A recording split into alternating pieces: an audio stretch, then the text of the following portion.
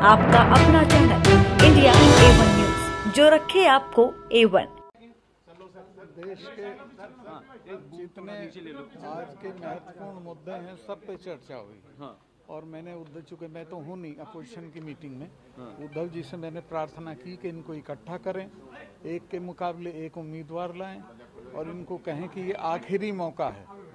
अगर इसमें नहीं हटा पाओगे तो कभी नहीं हटा पाओगे, फिर सारा सिस्टम, डेमोक्रेसी, सब चीज़ खत्म हो जाएगी। और मुझे इस बात की खुशी है कि उद्धव जी बहुत एनलाइटेंड हैं, सब चीज़ों को समझते हैं और वो सब चीज़ों पे स्टैंड ले रहे हैं। धन्यवाद। उद्धव जी कह रहे हैं कि एक चेहरा देना होगा, इंडिया मोदी के सामने चेहरा देना होगा। मुझे तो नहीं कहा उद्धव जी ने ऐसा। चेहरे की जरूरत नहीं है। हमारे बीच में बात हुई, वो मालिक साहब ने आपने जनता जो है, ऐसे चुनाव जब होते हैं तो जनता वर्सेस डिक्टेटर होते हैं। ये इमरजेंसी के बाद भी हुआ था, कोई चेहरा नहीं था।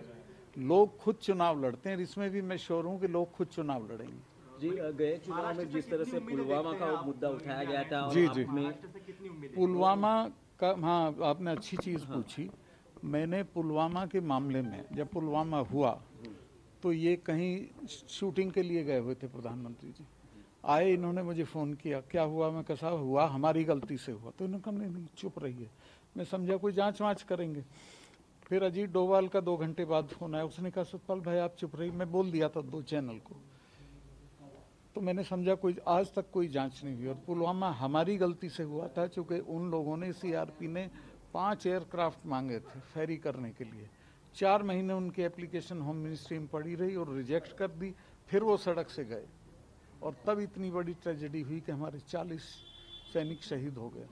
तो आपको लगता है इस चुनाव में भी ये मुद्दा सामने पुलवामा का मुद्दा आज भी मैं यही कहूँगा अपोजिशन नेताओं से कि इस मुद्दे को हरा रखें, चूँकि इसका इस्तेमाल करके ये पावर में आए थे। तो उद्धव जी को आपने इस बारे में जानकारी जी, दी? मैंने उनको खुद, उद्धव जी खुद बहुत सेंसिटिव हैं, खुद इन चीज़ों को जानते हैं। ठीक है सर, थैंक यू। घुसपैठ के बारे में आप क्या कहेंगे? मोदी कह रहे हैं कि गंभीर है, लेकिन चर्चा की कोई जरूरत नहीं है। हाँ, उनके यहाँ चर्चा, मैं कह रहा हूँ आप एक बार दोबारा चुन दो, चर्चा खत्म ही कर देंगे। उनका चर्चा में कोई यकीन नहीं है। हाँ ठीक है। अच्छा, नमस्कार। आप लेंगे जब भी आप चाइना में कहावत है कि मूर्ख आदमी को चांद दिखाओ तो वो चांद को नहीं देखता, उंगली को देखता है। तो वही मामला पार्लियामेंट के मामले में है। वो ये नहीं देख रहे कि ये क्यों कूदे थे, क्या इश्यूज थे, कूदे थे, गलत हो गया, वो हो गया।